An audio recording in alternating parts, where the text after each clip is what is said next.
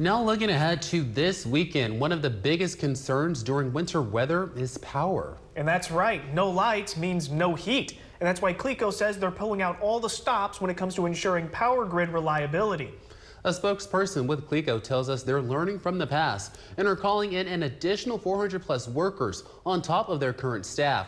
They say with this directive on top of other current preventative measures, they are planning to prevent any widespread outages and quickly resolve any before they become prolonged.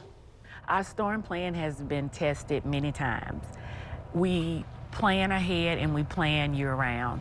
So whether it's an ice storm, a hurricane, or a tornado, or flooding, we're prepared. And we prepare by bringing in resources. Right now, for this particular winter weather event, we have an additional 400 resources available. That includes line contractors, tree trimmers, and support personnel for fuel procurement and logistics. All of that is necessary to restore power after a winter storm. Everybody at Cleco has a storm assignment. When it comes to a storm, that's our #1 priority: safety and getting the power back on.